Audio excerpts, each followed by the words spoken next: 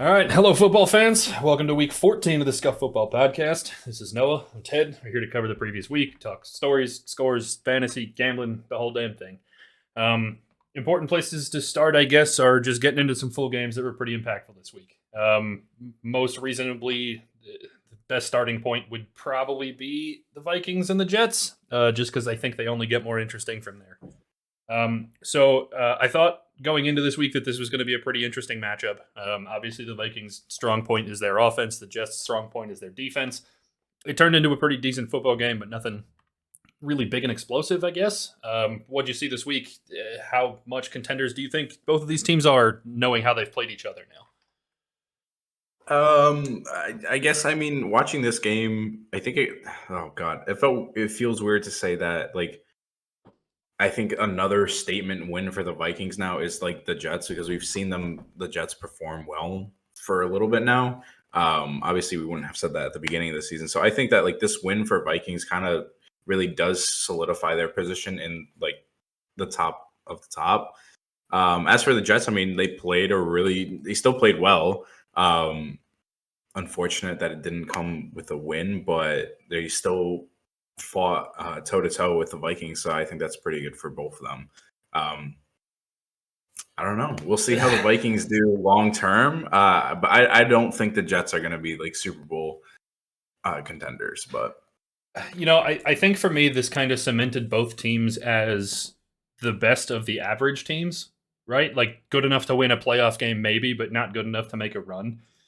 For the Jets specifically, Mike White added something to this team. I don't know what it was. I don't know if he's... I really couldn't tell you, but he's made this offense formidable enough that they can keep up with these better teams instead of just trouncing on the bad teams. Their defense has been Super Bowl good all season long, but I think this gives their offense something that they can be happy with. For the Vikings, I think it showed that their offense is obviously good enough to score on a very good defense, and especially in the late game with 2 red zone holds, that their defense is good enough that they can get hopeful on any given week. But I think the fact that neither one of these teams was solidly the better team would indicate that both of these teams would have to go scared against teams like the Bills, the Chiefs, the Eagles, the Cowboys. I think both of them are going to struggle to make a real deep run, but I think that there's enough there that they could muster themselves into believing for any given week. Yeah, agreed. Speaking of the Eagles, I think they're the next ones I've got. Mostly just even not as a fan, but as somebody who's been watching football this season, I thought the Eagles really impressed me. That's the first time I think I've ever seen Derrick Henry stop with less than 30 yards. 11 carries for 27 yards on the day when the Eagles' run defense was the thing that they were struggling most with. Obviously, their offense was significant, and Jalen Hurts had a really good day, but the Eagles' defense was mesmerizingly good. Yeah, again, we've talked about, we've had different opinions on the Titans, on their strength, but obviously they've still been putting up points. Their offense was still running. They were, winning. And seeing Derrick Henry get stopped was something to really see. It was great. I don't think we've ever seen that. In all the time he's always just ran through teams.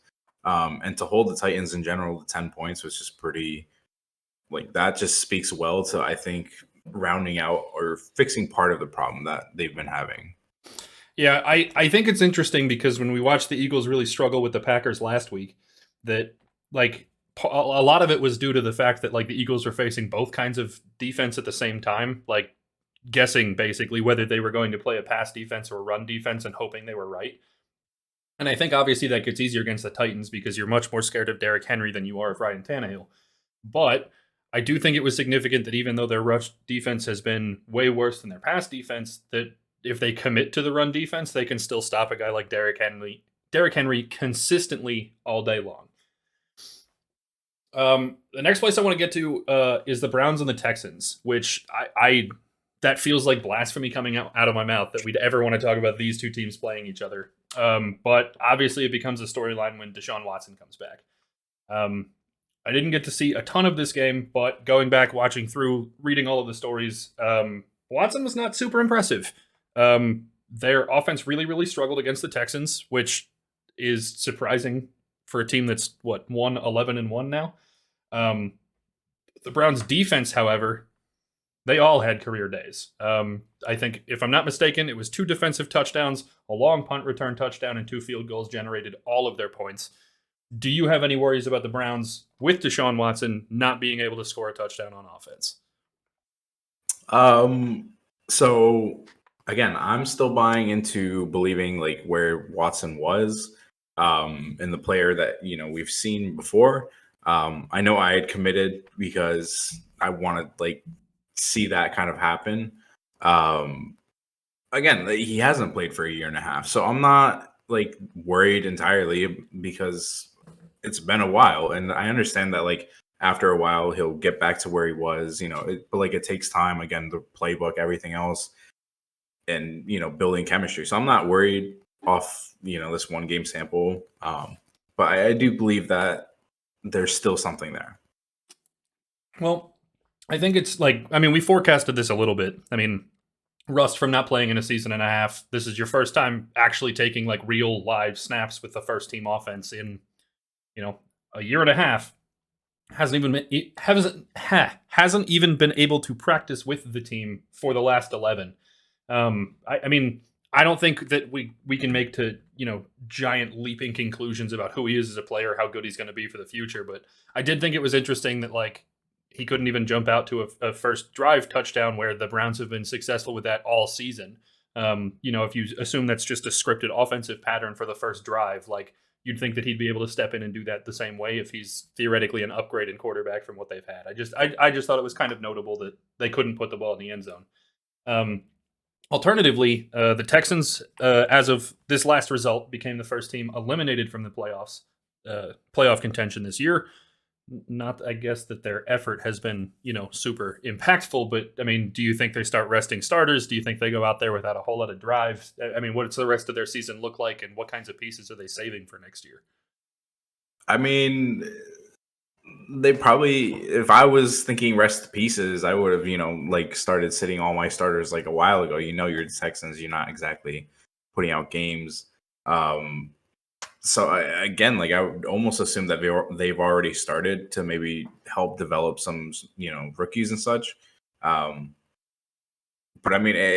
they get a high pick this coming season, so they'll be good with that. But yeah, again, I would just start resting. I just think they're in a really interesting place. We've watched a lot of bad teams over the years that the most recent one I can think of was the Dolphins tanking for Tua, right? Just having a really bad, horrifically bad season to go get the best quarterback in the draft, right? But I think if you look at the Texans' body of work over the last 2 seasons, really, that I don't know that picking up a quarterback in this year's draft makes you that much better, right? Deshaun Watson was the closest you're ever going to get to that guy as far as this dude can be your entire offense out of a draft perspective, and they just let him go. I feel like they need so many more pieces than just a draft is going to provide, that I almost feel like it benefits them to continue playing their starters just to see what pieces are worth hanging on to, and all of the other pieces that might need to get scrapped. On to the next game, Washington versus the Giants. This game was super impactful for playoff implications, and I think that both teams benefited from not taking a loss. The tie may not be super impactful by itself, but I think each team comes away satisfied that they didn't lose. The big thing for this game was not necessarily the game itself, although I think there were talking points in it, but more where both of these teams stand for the playoffs. So as it currently stands, if the playoffs started today, the Giants would take over the 6th seed. Washington is half a game back of Seattle for the 7th seed. Obviously, the Giants have 2 division games against really difficult opponents in the next couple of weeks. They get the Eagles twice. And if I'm not mistaken, they have the Cowboys, not this upcoming week, but the week following, that obviously gives them the opportunity to drop a couple meaningful games that's going to allow Washington to come right back in. I also think that Seattle hasn't looked as solid, that may prevent both teams from not making the playoffs, although I think it would be pretty miraculous for all 4 to do it, especially given matchups through the end of the season. What do you think about both these teams' playoff chances, and who do you think takes the 3rd spot that's more likely to get to the playoffs? For this division, again, you had said it, they both didn't lose And like, yes, like it doesn't change anything in the standings currently because of the tie. There's no tiebreaker there. So I mean, it's yes, they both benefited from not losing. Obviously, that would have put the Commanders up a half a game. But again, I think I'd probably expect to see the Giants in rather than the Commanders in the playoffs. I all season long, I kind of thought the same thing, but I guess just looking at more recent work, like the Giants started the season 7-2, and now they're down at 7-5, right? Like, I mean, I think losing three in a row kind of hurts their chances. I think losing to teams like Washington, who really was your only real shot at making big divisional wins, like beating the Eagles and the Cowboys, is a whole lot harder than beating the Commanders. I think Right. the way the Commanders have been playing with Taylor Heineke, I mean, I kind of expect them to overtake that seed at this point. But I also know that like it's hard to be hopeful about that if you're a Washington fan, just because you did tie the Giants, where similarly it's a whole lot harder to beat the Eagles and the Cowboys than it is to beat the Giants. I don't know. I really thought that we were going to get a solid answer out of this game as to how this division was going to end up. But them tying just kind of throws one big wrench in it that I wasn't ready for. Next, I've got the 49ers and the Dolphins, which I think was a similar indicator of both of these teams' strengths and what they could expect to see going into the playoffs. We both talked about it, especially as we were making picks, that really we thought that this game could go either way, and it wouldn't necessarily surprise us a whole lot, regardless of the outcome. But I know for at least me personally, I didn't expect the 49ers to win so handedly. We talked about we talked about the injuries to the Dolphins offensive line, and the 49ers pass rush showed up on Sunday. Yeah, again, I wasn't expecting to see a Niners offense this good, especially after seeing Garoppolo go down. Purdy, he stepped up into it, and definitely it wasn't what I expected again from this. This is only like his fourth game, and now third string leads the Niners up and wins over the Dolphins, which, as we were saying before, we don't know how we feel because now we're saying that like the Dolphins were not good enough to beat like this rookie. So I think that's the next big thing for me is that like we were talking week 4 or week 5, we said that everything was a strength test. It was where we finally started to have enough information to learn something, and now like everything I thought I knew about these teams is kind of out the window because the Dolphins offensive line wasn't good enough. The 49ers offense was really good. And just the 49ers ability to continue play calling and producing even without their starting quarterback or the guy who's been starting for them for 10 weeks now. We're going to get back into the 49ers quarterback situation in a little bit, but I think the big scary thing about this game is just how wide open this makes the AFC feel. The Bills now have the best, or are tied for the best record in the AFC, but we watched them lose to these Dolphins. The Dolphins obviously have enough struggles that they're now not as good. The Bills have got some injuries.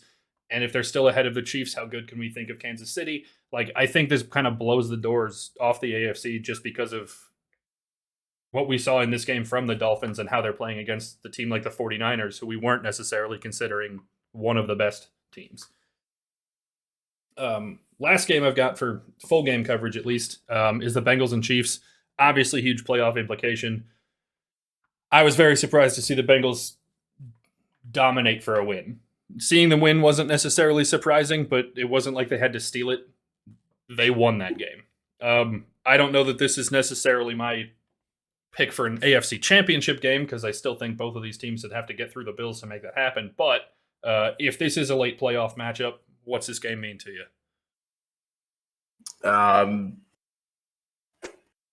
I love this game. This was great. Again, we had discussed how the Chiefs seemingly had like an easier schedule. We hadn't been so high on the Bengals. Yes, they've been getting wins, but we weren't sure of the strength of them. But again, seeing them beat the Chiefs was, I think, their statement win on the season. Like, yes, they're kind of getting back to where they were. Their defense stepped up huge. And again, this is really great for playoff wise because now we're seeing the Bills and Chiefs have the same record. And that's huge.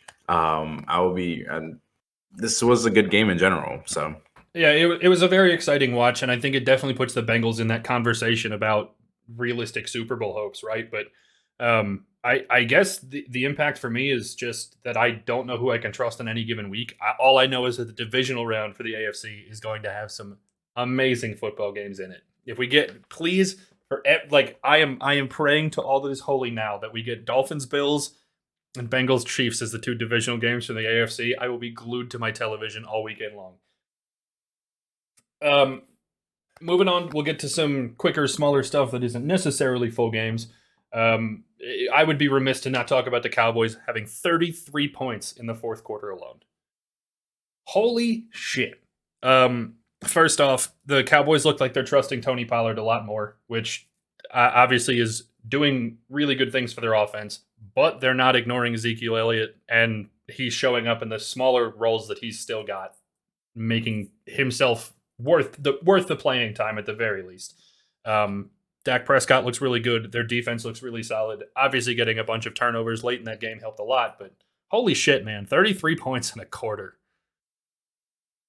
I mean, it just goes to show what they can do. You know, we've discussed how good the Cowboys are when their offense is fully clicking, when the team is fully clicking. We saw it again, and it's scary, man. It's scary. I had kind of thought down on the Cowboys as far as like Super Bowl hopes, partially because of the Cowboys and their playoff track record isn't good, but also partially because I didn't think that we'd seen them play to the likes of the Vikings, the Eagles, whatever. I know they still have another matchup against the Eagles, but they absolutely throttled the Vikings. They're beating teams up like this where just their points in the fourth quarter alone would be enough to win the game. Their offense looks like it's clicking, and their defense is playing a whole lot better than it started this season. The Cowboys are scary, man. Like, I wouldn't be surprised to see some late picks in the season to, have them win a Super Bowl and earn yourself some money while they're still kind of an underdog for it. Some other offensive situations. I told you we'd get back, but the 49ers quarterback room. Lost their starter for the year in week 2. I lost Jimmy Garoppolo this week. Even in a win against the Dolphins, he went out pretty early.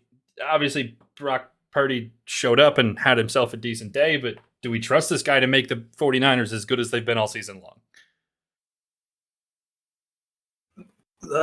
Maybe I'm riding the one game hype. I would, because I think he's got enough talent around him that if he just makes like simple throws, like the easy ones, right? The first read, if that's the one to go, then go. And like just trust that the other stars can make things go. I think that's what we saw. It's like there weren't a lot of deep bombs that he was throwing. It wasn't about his like arm. It was more about just getting him to his playmakers and letting them make the plays. So I think if that's kind of like the offense that they build around, I think we could see very successful rookie quarterback. But yeah, so that's what I'm interested to look into. I had read this stat a couple of weeks ago about Jimmy Garoppolo's win percentage in games where he doesn't throw a touchdown pass. And I forget the exact numbers, but he is stupendously ahead as far as, quarterback rating, yards, like winning percentage as a quarterback who doesn't throw a touchdown, right? And I think like a lot of that speaks, at the time it's fun to make fun of Jimmy Garoppolo that like, hey, when his team wins, it's because he does nothing, right? But I think like now that we watched the success that Purdy had this week, even after losing Garoppolo, I think that speaks a lot of volumes to the 49ers play calling, right? That they can run those really simple plays, really quick routes, timing plays, stuff that's pretty easy execution for an NFL caliber quarterback, and the 49ers can still succeed. Obviously, their run game's good. They've got good people to target on the offense. Their defense has been playing stupendously, even when their offense does look kind of flat. Like, I think the 49ers are every bit as scary now as they were a week ago, even without Garoppolo, because I think their system is easy enough that no-name Joe Schmo can show up off the street and win, and they drafted Purdy for a reason. So I think the 49ers are every bit as scary. Agreed, yeah. Some other quarterback situations around the league. As of yesterday, Baker Mayfield got picked up. Well, okay, let me back up a step. He got dropped by Carolina, and then he got picked back up.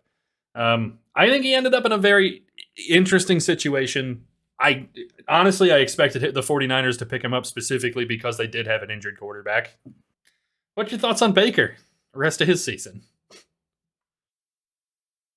It's Baker, man. We haven't heard anything from him. Like the last thing I knew, he got traded, and then we never heard his name. There was no headline ever with him again.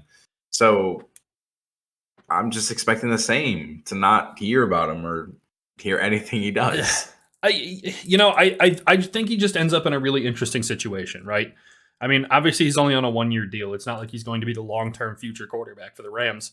But I think that there's enough people to throw to that it puts him in a better situation than he had in Carolina at the very least.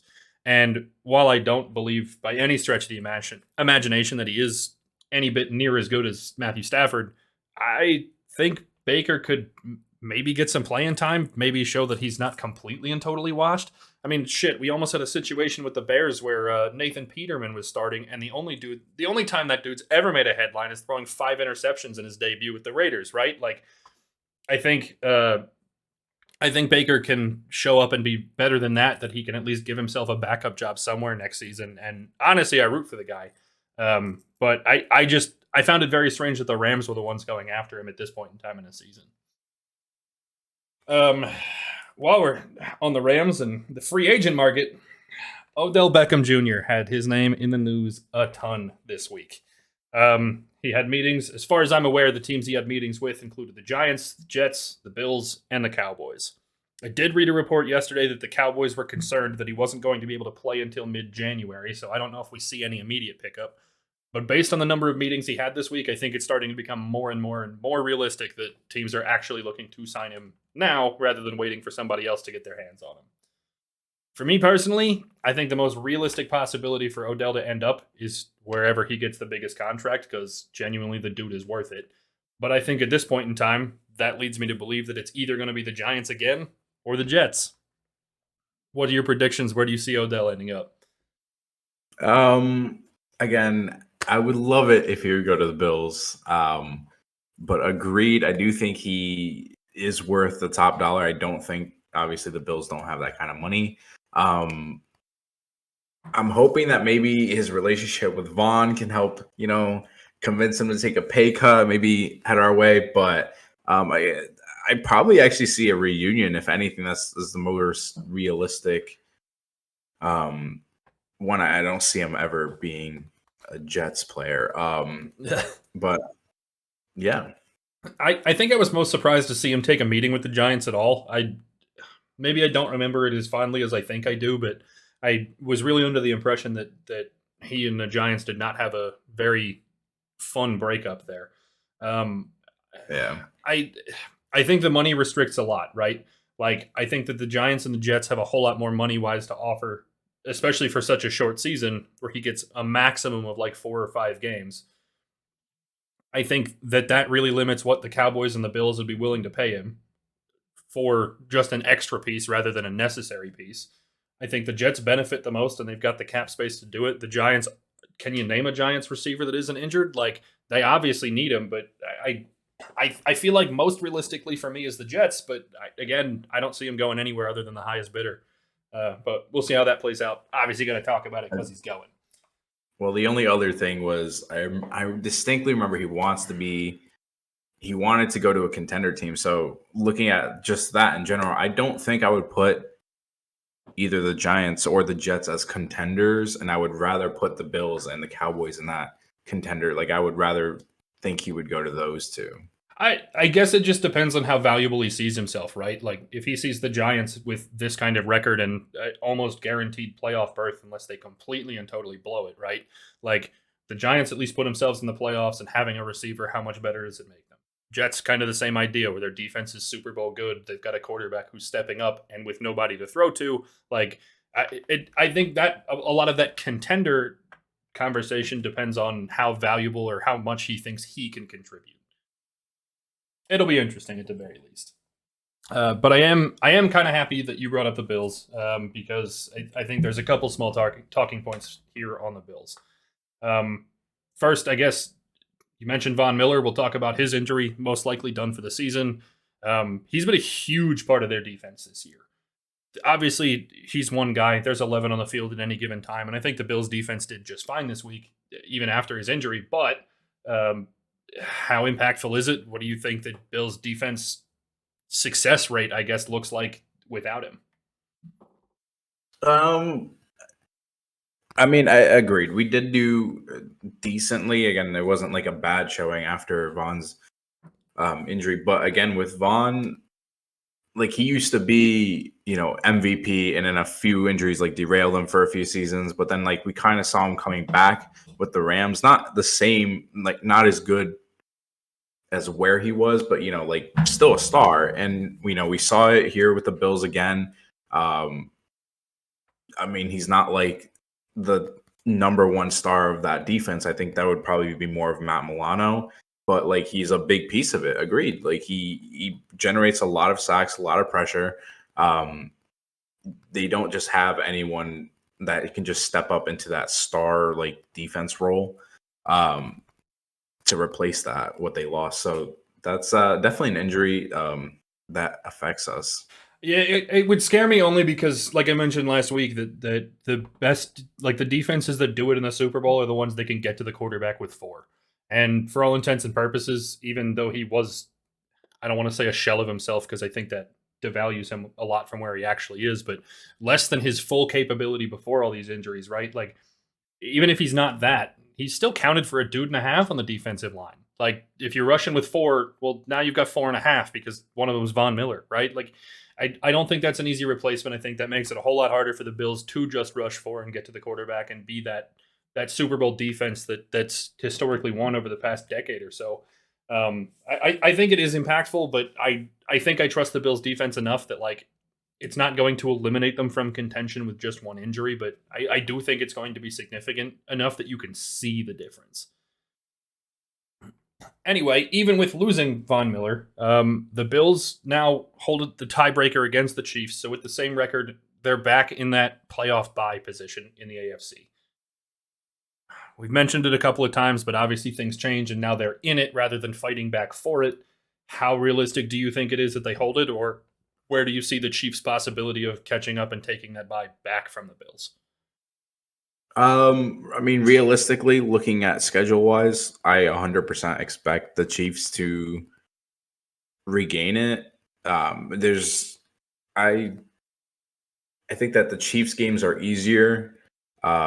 So obviously they'll be more likely to win. I think the Bills actually have some decent, teams they have to play against in order to retain that bye. Can they do it? Yes, but I also expect like one mistake can kind of change a game. So I fully expect the Chiefs to be right there. I hope that the Bills hold on to it, but I could also just see it flipping. So I want to give the benefit to the Bills just because they're in control of their own fate, right? Like if they win out, they keep it. There's no chance that anybody catches them if they win out, right? And I know that like I've mentioned a dozen times on this podcast that the Bills are good enough to win against any given team, any given week. They're almost always going to be the favorite. Like there's not a whole lot of teams that can say on paper they're as good as the Bills. But football happens, and I think it's a lot more realistic that football happens against a good team than it is against a bad team. And like you mentioned, the schedule obviously just gives that to the Chiefs. It's just that if the Chiefs win out, they still aren't guaranteed that playoff bye. And I think that's something that the Bills can hang their hats on. It gives them a little more to play for, that like they know they're in control. I genuinely believe that the Bills are good enough to hold on to it, and I think they're the better team that deserves it. But I also know that they have to play to their capabilities to make it happen instead of football happens to them. Yeah. Not too far off the topic of injuries. We've got a couple more that I think are pretty significant. I want to talk about Lamar Jackson first. Obviously, it's impactful for the Ravens that like their big playmaker, their big star, one of the best athletic talents in the NFL is going to miss a few weeks for the Ravens. Obviously, they just barely snuck by to get their win this week against the Broncos. The injury is obviously significant. That I don't know that we need to get too far into that. What I am concerned more about is how this affects his valuation at the end of this season. I mean, the whole offseason we talked about Lamar Jackson's contract, and he turned down a $250 million deal because he thought he was worth more. But this is a couple of injuries this season. Um, Missing a ton of games is not going to help him. And if the Ravens are winning anyway, how do you think this affects what the Ravens are going to be willing to pay him? Do you think that he's going to have the ego that allows him to find a bigger contract somewhere else, or does he stick with the Ravens because it's safe? I think ego's bigger ego. I do think it does hurt if we continue to see the Ravens win. Um, and then, there's the question of how good is Jackson after injury. But I fully expect him to walk away from the Ravens. I know he's not been happy with them. So I think even like injured, coming back from injury, I think he's leaving no matter what. But I don't know if he gets a bigger contract, depending on if how good he is once he comes back. I'm really interested, and everything just kind of feels like a what if when I go to talk about Lamar Jackson, right? Like I know that the Ravens have said through the offseason and all season long how valuable he is, how badly they want to keep him, how important he is to the franchise that he stays a Raven, right? But I also get that like he very well could walk away next season if they try to franchise tag him again. Like I don't think he's going to accept that because it's absence of a long-term deal, right? I think that if he goes and accepts the most money possible with a long-term deal, he's going to end up in a situation in like Houston where he's not going to win, and it's going to be his last big payout long-term deal, right? Also exposes him to more injuries, shortens his career, that sort of thing. If he decides that the Ravens just aren't it and he wants to go play somewhere for a contender, how much are they going to be able to pay him to do that same kind of job, right? Like he's going to have to take a pay cut to leave his franchise tag or the Ravens or a team like Houston to go to a contender that isn't going to be able to pay him. Like how much does his ego like play into it? How much does like a long-term deal, how like what's his valuation after the season? What are teams realistically going to pay him if they watch him get injured like this? I mean, I just think there's so many questions that it becomes tough to answer, but like I definitely think that he's not going to get the same kind of offers this offseason that he got last offseason from the Ravens. I genuinely think the injuries in the season he's had is not going to feel super great for teams trying to pay him. Yeah. Another significant set of injuries, I guess, is the Seahawks running game. I know we've talked about Geno Smith and what a player he's been this season, but they've had so many injuries in their run game that I think they become a different offense. I think it's harder for Geno Smith to succeed when they don't have a run game, and they lost yet another running back this past week. Not only do I think that impacts the Seahawks' chances in the playoffs, where we saw their offense be so electric, but I also think that it hinders their successful point in Geno Smith that I really see the Seahawks struggling and maybe possibly even losing out on that last wild card spot. I mean, I didn't really watch this game because it's the Seahawks and Rams. But again, like losing, a decent running back where, you've had success with the running game. Again, not having the same like talent to fill that gap hole is obviously going to affect the Seahawks, especially they are vying for one of those wild card spots. But again, the timing of it just seems not right for them, and I do expect them to struggle in the next coming weeks. And realistically, I do see them possibly losing it. Their offense played so well this season, but obviously they'd lost some tough games. Being half a game ahead of Washington, who's really surging and playing good football, I think losing their run game hurts a lot for their ability to hold on to that playoff spot and to continue making noise, like to do what their offense has been doing all season long. I mean, they'd lost Rashad Penny a few weeks ago. I mean, losing another running back this week, like the run game's going to struggle, and I'm hoping for their sake that they can find somebody on waivers that can come in and be a decent runner for them. But I really, really see this as being a much bigger blow than it looks on paper.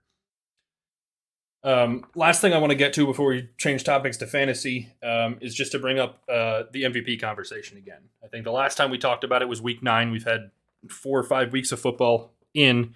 And I think that the conversation has changed a lot The ones that we brought up then who are still perfectly viable and in the race are Hurts and Josh Allen. And I think that as long as both of those teams still receive buys, in the playoffs, I mean, being the quarterback of the best team in your conference obviously is going to lead you to be thought of pretty favorably. We talked a little about Geno Smith at the time, that he could kind of be a dark horse, and I think he's maybe fallen out of the race just a little bit. Tyreek Hill may have been another outside name, but I do think that it's significantly harder for anybody who's not a quarterback to go and win the MVP. Two names that have kind of come up in the past few weeks since we had this conversation that I really want to talk about are also AFC quarterbacks. Why don't we start with Patrick Mahomes? Interesting. That's actually not where I thought you were going to go, but Patrick Mahomes. I mean, that's almost enough said. Like, the dude's been having a really electric season. He's looked even better in his more recent games than he has in the beginning of the season. And it's always hard to one-up Patrick Mahomes, but man, if Patrick Mahomes doesn't find a way to one-up himself every single week, man, he does it. I think their offense has just been good enough that his name needs to be in the ring. I don't think he's necessarily a realistic candidate, but I do think that there's been enough talk about it that you kind of have to bring his name up if you're going to talk about it. I'm actually kind of surprised in general.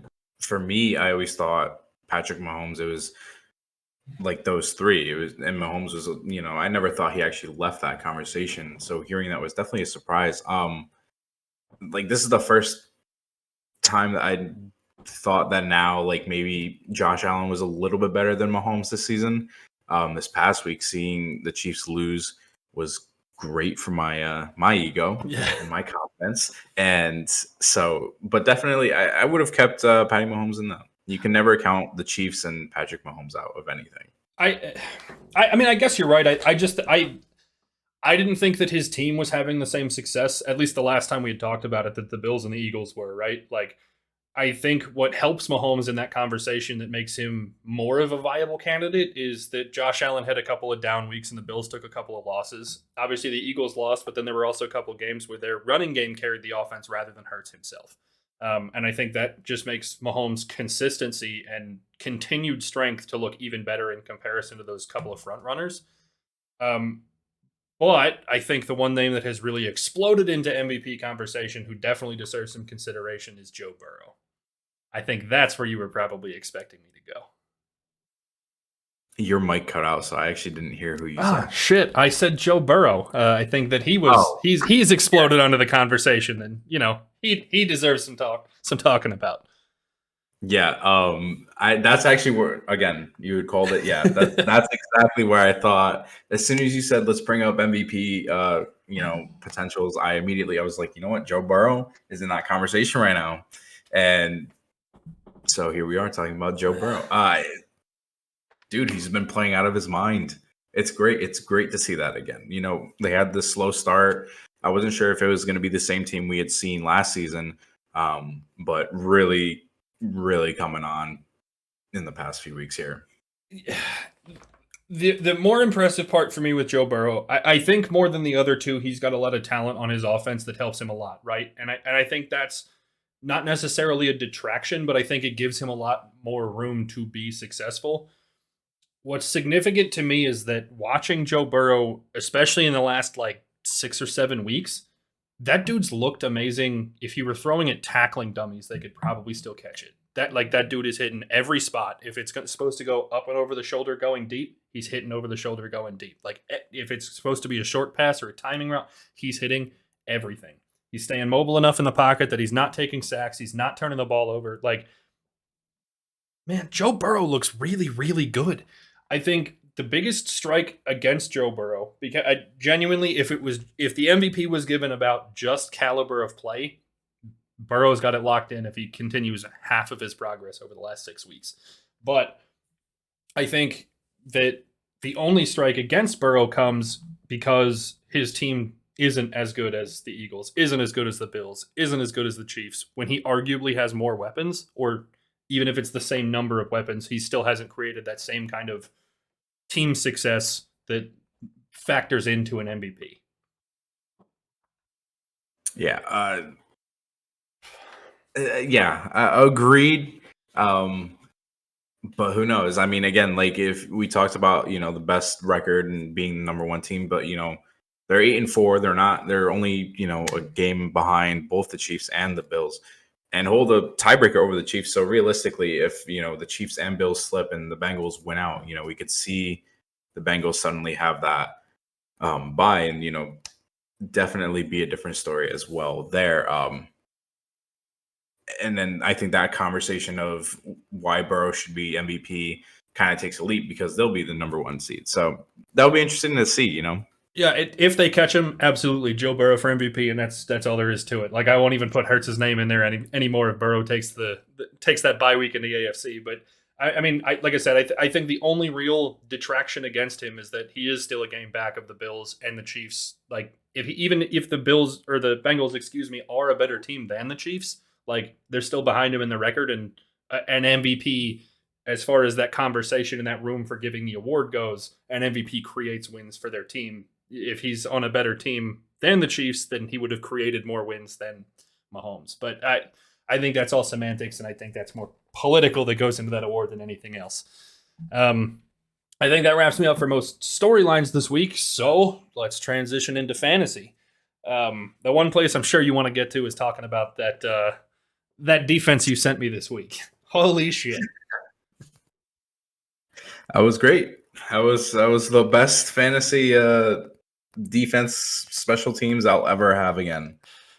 Yeah, he sent me a screenshot at some point on Sunday, and it was just the week breakdown. It didn't show me who the player was, and it was like, 6 points, 3 points, -2 points, 6 points, 3 points, bye week, 3 points, right? And I was like, okay. And then you get down to this week, and they had 32. I was like, you got to be fucking kidding. Who is this guy, and how did you just manage to find him on a waiver wire? He's like, nah, it's the Browns defense. Yeah.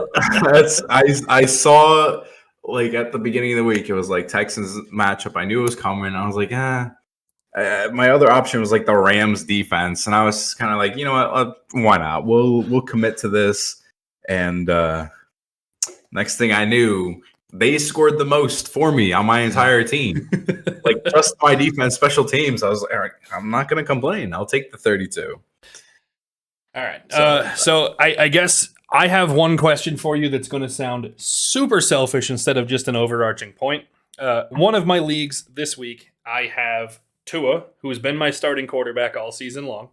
The Dolphins get the Chargers this week. Or I have Kirk Cousins. Kirk Cousins is notoriously stable, where he's going to score you the exact same 18 to 20 points every single week. However, the Vikings are playing against the Lions, who have the worst defense in the NFL, including the worst pass defense in the NFL. And in terms of explosive capabilities for Tua against a better defense versus traditionally consistent but more opportunities for a big game, what do you do with your quarterback in that position?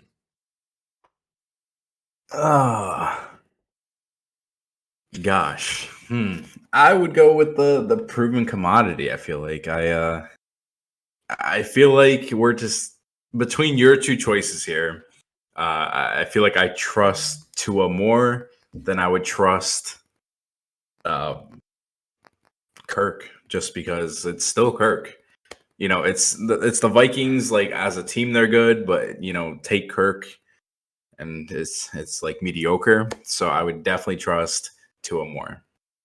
No, fair enough. I like I said, I think Tua's opportunity to have big games is obviously bigger, but I think that he's less consistent, and there's obviously weeks where he has significantly less points, where a guy who's traditionally stable and against a terrible defense that gives Kirk Cousins some upside in that conversation. But I think that those conversations become more significant, especially as you get into playoff time, where you have to win matchups instead of just, well, I had an off week, but there's 11 more this season, right? Yeah. All right. That conversation changes a little. I know that in both of my leagues, this is the last weekend for regular season. So is there anybody that you see that may not be rostered that's worth picking up before playoff time? Or is there a different strategy that you take going into playoff matchups in your fantasy leagues? I picked up, I feel like over the course of the season, like at least 20 people that I have not started the season with. Streamer wise, like I just, see who's available. So I think that by now, for the most part, like I have my team, and I have like, rookies, whatever, if they're into filling into positions. But I really don't pick anyone up, and I wouldn't be looking to do that because I trust my team now, to kind of just lead me to where I am. It's a little late to make and such. So, so I know that a lot of fantasy leagues don't put restrictions on trades. Like they don't necessarily have a trade deadline. However, hypothetically, if your team is way out of it, you're 1-13 by this point, right? Going into playoff time, you're not in contention. Nothing matters to you. And a team in the playoffs starts to make horribly unfair trades in your direction, giving you absolute garbage for one of your star players. How do you feel about that morally, to be giving away your better players to playoff teams? I think that if I wasn't a stubborn person, I 100% would do it. I'd be like, yeah, you know what? I know that, I'm not going to win anything this season. I'll let you, have the better chance. But being as I am stubborn, I would never ever trade one of my stars away. We had a league one year when I was in college, and we basically just turned scoring up to 100. Hey, every yard the quarterback has is worth 10 points. If a running back catches the ball, it's 15. There's bonuses for touchdowns over a certain length. Like, it was just ridiculous scoring. Games were almost 1,000 points a week for losing teams, right? Like, and in that league, like, I didn't have the gall to go, and even though it was a complete joke of a league, like I didn't have the gall to go and trade for one of the Tyreek Hills on a team that isn't making the playoffs. Let's go trade for him, kind of thing, right? Like I wasn't going to be that guy, but I went up in my second round of the playoffs matchup. I went against a guy who literally had traded for every one of the best pieces in every spot on the field. Travis Kelce and Tyreek Hill and Patrick Mahomes and just, like all of these guys that are like, man, I'm going to get absolutely trounced. All I'm saying about it morally, if you offer that trade to a really scummy team at the bottom of your league and they accept it, it's not your problem anymore. I'm not saying do it, but I'm also saying don't get beat by the guy that does do it. That's all I got. True. All right. I guess the last thing we've got to talk about then is gambling. So both of us had very mediocre weeks, but it still somehow felt absolutely horrible because of the records update. So Noah went 7-8. I went 8-7. Noah's at a total of 85, 106, and 3. I'm at 87, 104, and 3. Breaking the 100 loss column hurts so fucking bad. You have no idea. If I'm not mistaken, this is also the last week that features teams on buys. So theoretically, we'll get more games in the future and hopefully catch us back up closer to 500, although it's starting to look less and less likely that happens. We'll start with Thursday's game. I've got the Raiders and the Rams. Raiders are 6.5 favorites on the road. Yeah. Raiders. Yep. Yeah, I'm with you. I think it's going to be difficult, especially because I guess we don't necessarily know who's starting for the Rams. They traded for Baker, or they picked up Baker early enough that like there's the possibility that he starts, but how solidly can he realistically learn an offense in a week? Even if he doesn't start, the Rams have been kind of bad. The Raiders have looked a whole lot better. They've been winning some football games. I think this is a pretty easy one. Yeah. Next one comes as a shock, and I'm going to repeat it just to make sure that everybody hears me right. I have the Vikings and the Lions. Lions are 2.5 favorites at home. And once again, the Lions are 2.5 point favorites at home. This feels like playing with house money. The Vikings are a way better team. Their offense is too good for the Lions' terrible defense. And even if the Lions score, the Vikings' defense has looked sufficient enough. This one feels like a Vikings win. Easy. Yeah, agreed. Next one, I got the Jets and the Bills. Bills are 9.5 favorites at home. I know where you're going. You're leaning Bills. It's written all over your face. This is like one of the times that I'm not like I actually feel uncomfortable taking the Bills just on that spread, but I've been doing it. I got to keep doing it. Bills all the way. I'm with you on principle. This isn't necessarily one of those big spreads that I dread, but it does feel way too big to be a Jets and Bills game. Even if the Bills win by 6, the Jets getting a late game field goal breaks that from the, or if the Bills are winning by 12 and they let up a field goal, well, now it's only 9. You know what I mean? It just feels so easy for the Bills to have a dominating win and still lose against the spread. The Jets defense is super good. Mike White adds something to this team, and 10 points is a lot. I'm going to take the Jets just to fade you, but I don't think it's unrealistic that the Jets can actually keep it within 10. Yeah, again, I'm with you on some extent as well. I've got the Ravens and the Steelers. Steelers are 2.5 favorites at home. I had to look at that one twice as well, but most of that is because Lamar Jackson won't be playing this week. Yeah. This is your chance, man. It is. And I'm taking them. Look, Steelers and Kenny Pickett have put together a couple of wins. I think the Ravens being down without Lamar Jackson, I think that's a super significant injury. And even when he wasn't out, the Ravens didn't look necessarily super overwhelming against not very good teams. I mean, they only beat the Broncos, 10-9? I think this is an opportunity for the Steelers to steal a win, and 2.5 points feels like a tight enough spread that I can feel confident in that. I gotta agree with you here. Steelers. Oh man, yep. Look at Noah taking Kenny Pickett. All right, I've got the Eagles and the Giants. Eagles are 6.5 favorites on the road. For me, look, I'm taking the Giants solely because the Giants are at home. New York's a difficult place to play. It's a tough division game. The Giants' defense has been good. I think the benefit to the Eagles that warrants this spread is that the Giants are a whole lot more run heavy than they are pass heavy. But I think just because it's a division game, it's going to be far too tough for the Eagles to cover by a touchdown. I'm taking the Giants. I got to keep it going. Eagles. I've got the Browns and the Bengals. Bengals are 6.5 favorites at home. Agreed. Yep. Bengals all the way. Taking the Bengals, and it's not tough. Bengals have looked super good. Burrow looks like an MVP candidate, and the Browns not being able to score on offense is going to make it really tough for them to keep it within a touchdown. I've got Jags and Titans. Titans are 4.5 favorites at home.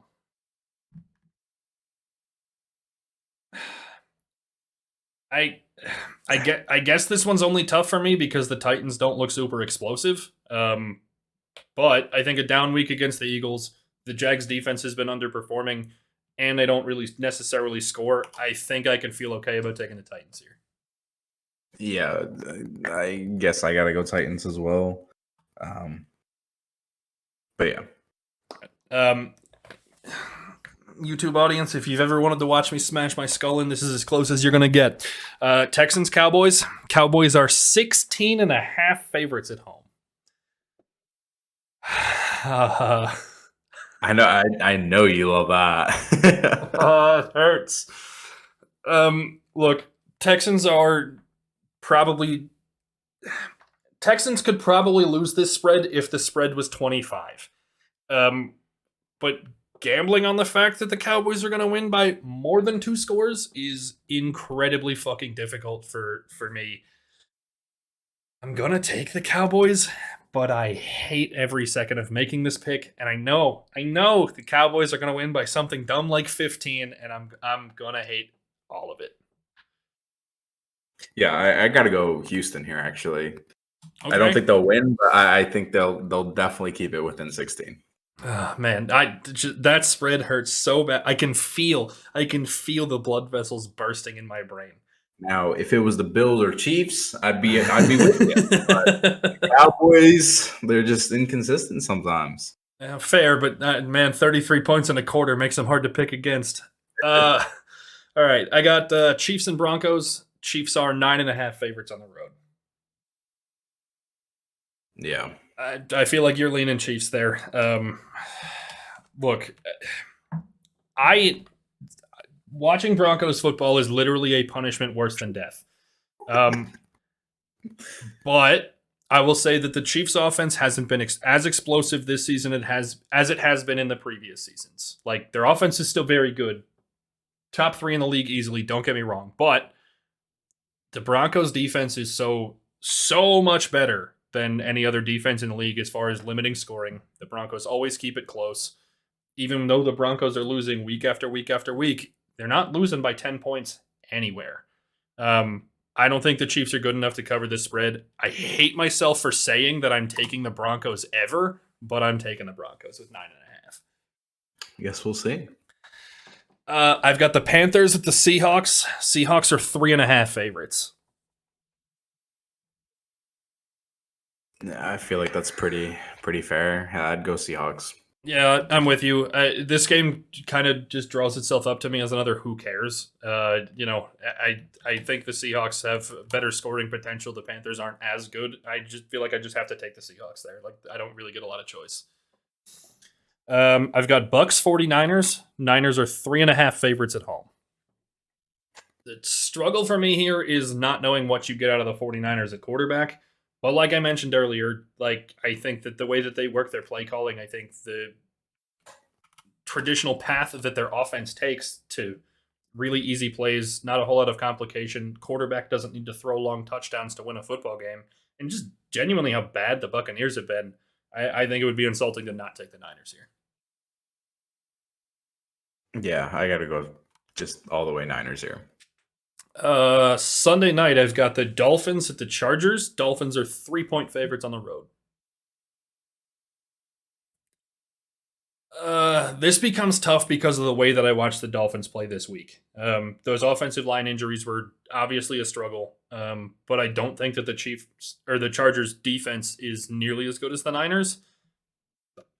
I think I'm taking the Dolphins because it's only 3. I think if it were any bigger than that, I would probably take the Chargers. I mean, Chargers still have Joey Bosa, so it does create some problems. I gotta go Dolphins here, though. Yeah, agreed. And then Monday night's game, I have the Patriots and the Cardinals. Patriots are 1.5 favorites on the road.